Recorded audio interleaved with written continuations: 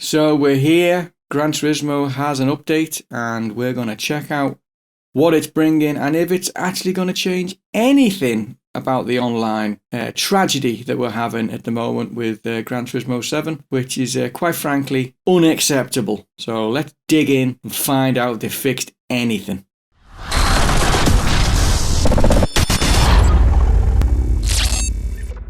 Okay, ladies and gentlebeans, here we have the update and let's see if it's done anything to the online stuff. I'm just going to whiz through because a lot of these will just be nonsense bloody bug fixes. Okay, so wind direction, Jesus, really?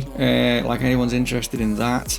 Music replay, 64 music tracks. They need to give that shit right up. Music replay, come on now. Who's interested? I mean, if you're interested in that stuff, do let me know in the comments, but that's just some novelty shit right there. Bugs, errors, bugs.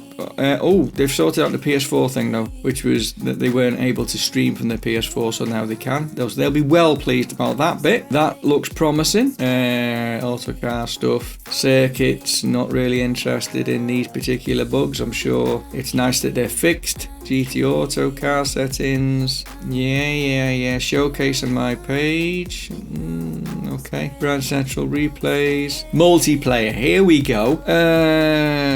Assist settings would reset after joining a location and quitting without entering a race. Fixed an issue whereas the weather and time. Right, okay, so basically they fixed nothing. They've fixed nothing about the multiplayer really, other than these couple of fixes. The actual layout of multiplayer is broken, the whole thing. And what they should be doing is just porting the exact same thing that GT Sport has. And if they want to tinker with it once it's in, that's fine, but everything on this thing is just broken and they've dropped the ball massively.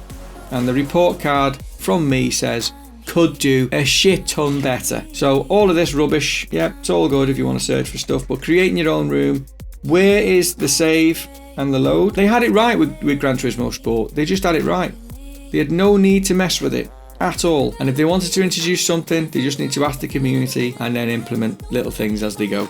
Not this complete turnaround what they've done. Obviously they've added the weather in, but then everything's the same. Everything is the same in terms of they've not updated any of it basically. I'm assuming that this particular portion of the game needs a massive overhaul in terms of how they're going to make it. So I'm assuming that the next update will be all about making this as close or if not exactly the same as GT Sport in terms of its lobby setouts, because these are ridiculous. It's just not playable basically. And once you've set a game, once you've created a room, you can't do anything with it. You can't change anything from within the room itself. You've got to close the room down, set a different room up altogether, which means you've got to do everything again because there's no save, there's no load for your room settings, your lobby settings. So another epic fail there from Gran Turismo and Polyphony. But you know, I do like the game though. The single player portion of the game is really good. I know people are struggling with the physics side of it, but I'm actually enjoying it. It's a bit more of a challenge. It does improve your driving once you get used to it, so it's not a bad thing.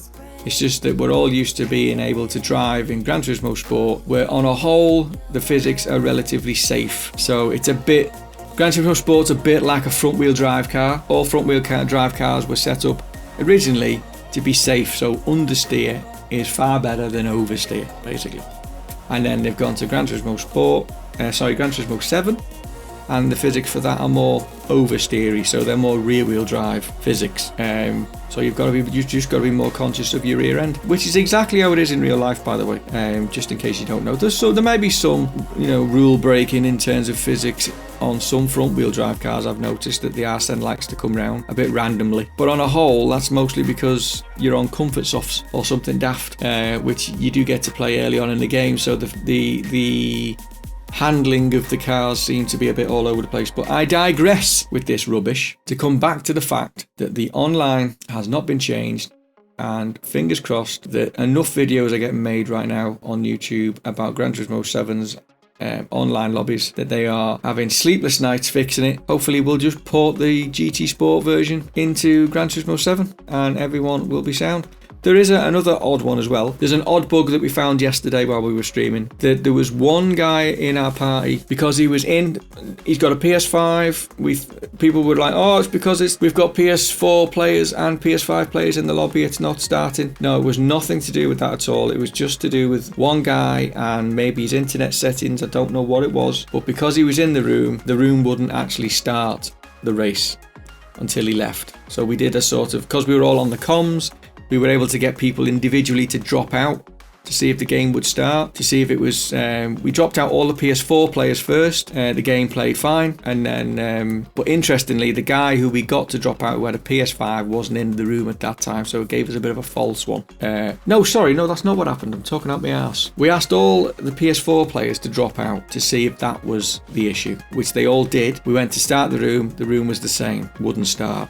So we were like, okay, well, it's not the PS4 players then. So then we got whoever was left in the room with the PS5, we got them to leave individually. And there was one guy, when he left, the room started. So we got him to stay out for a second while we loaded everybody in with PS4s, PS5s, and the room played fine. As soon as he joined back in, the room wouldn't play again. So there was something going on with his internet, or how I don't know what the bug is for that really, but it wouldn't start the room up. So if you're ever having that issue online where you've set a room up, you go to press start for the race and it's not happening, if you're not in a friends lobby only, you're going to struggle with the public one because you won't know who it is. Plus, you can't kick anyone because that function is not in there neither. So another function that you can't help it. Honestly, man, the lobby is just a complete clusterfuck. It's a complete waste of time at the minute. So it's gonna be a few weeks before this gets sorted properly. So I'm gonna leave you with that, guys. It's a short video just to tell you what about this update, and basically there's a few bugs have been fixed, but the major part of the game that's broken has not been fixed at all. So that's it for now. I shall see you all online while we stream this daily, 7 o'clock UK time. And hopefully we'll see you in the comments and maybe in the lobbies, you never know, and we'll see you then. Bye for now.